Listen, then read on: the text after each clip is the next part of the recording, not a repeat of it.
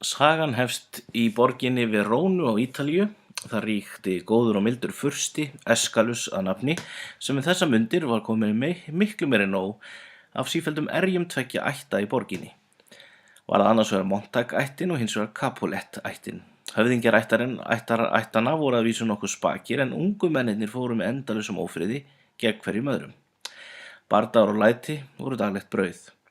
Eskalus ákvað að nú væri nóg komið og skipaði svo fyrir að þeir sem yllu ófriði skildu engu fyrir tapa nema lífinu.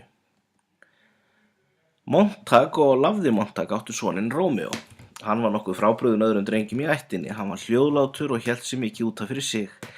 Bestu vinir hans, Tryggðatröllið og frændans Benvolio og spéfuglinn Mercutio, voru eins og flestir aðrir vissir að það væri vegna þess að Rómeó væri svo ástsjúkur.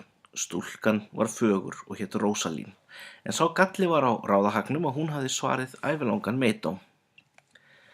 Og víst fannst Rómeó Rósalín fögur, svo fögur raunar að þegar vinir hans reyndu að sannfæra að til væri fjöldinn allir af öðrum fallegum stelpum, fannst honum fáar þeirra stæðu Rósalín á sporði. Rómeó átti trúnaðamann þar sem var einsettum ungurinn bróðir Lárens. Bróðir Lárens átti traust margra af báðum ættum og reyndi mikið til að sefa hatrið og deilurnar en án árangurs. Það var til hans sem Rómeó leitaði þegar hún leið sem verst yfir ástleysi og vondum örlögum. Capulet, erkióvinur Montags, átti dóttur sem hét Júlía. Hún þótti þrátt fyrir ungan aldur af mörgum besti kvenkostur borgarinnar og var raunar þegar komið biðil á eftir sér. Sá var glæsilegt góðmenni sem kallaðist París. Hann var greifi, ungur að árum. Foreldrar Júlíu, herra Lafði Capulet, vægast sagt mjög áfram að Júlía giftist París. Það líka gömul fóstra hennar og trúnaðarvinur. Júlía sjálf ekki fráhverf hugmyndinni og lofar fóstru sinni að gaumgæfa hið unga glæsimenni í veislu sem halda á. Ættingjum Capulet sé boðið til veislunar og ýmsu öðru hefðafólki. Nú vill svo til að Benvolio og Mercutio fara að reyna að sannfæra Rómeó að gaman væri að laumast í veisluna, en slíkt tíðkaðist.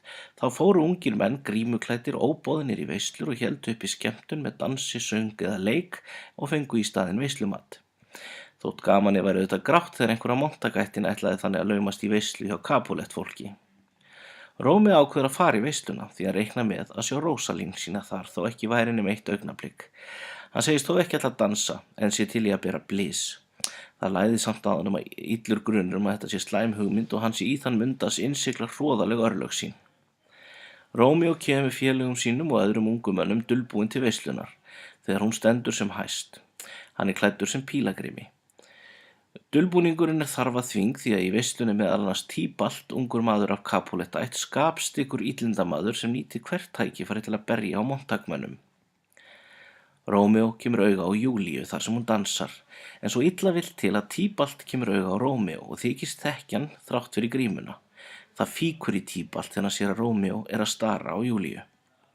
Á sama tíma Rómeó sem dáleitur. Júlía hefur fangað athygli hans alla. Hann veit ekki hver hún en nú fyrst skilur hann ást við fyrstu sýn.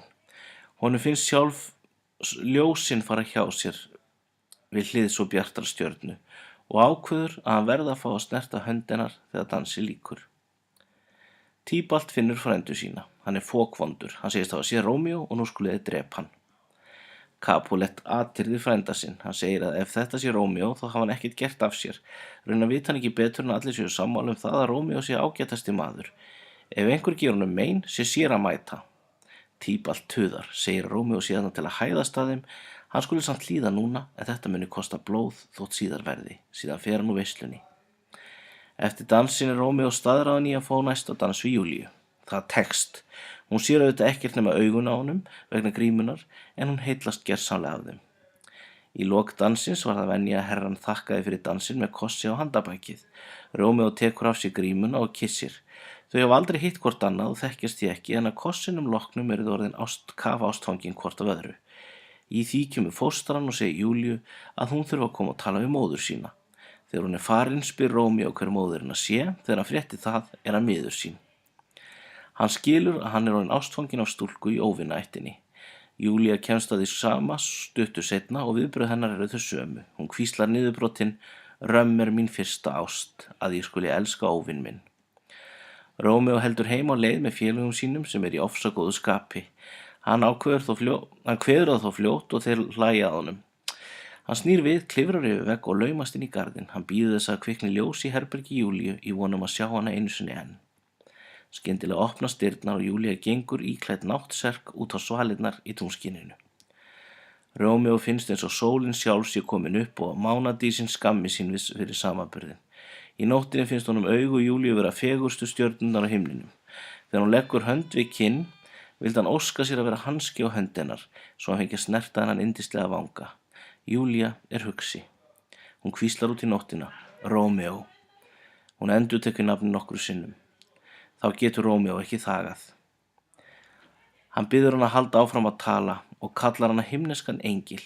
Henni bregður auðvitað, en þegar hún átt að sjá hver hann víkur óttinn fyrir fögnuði.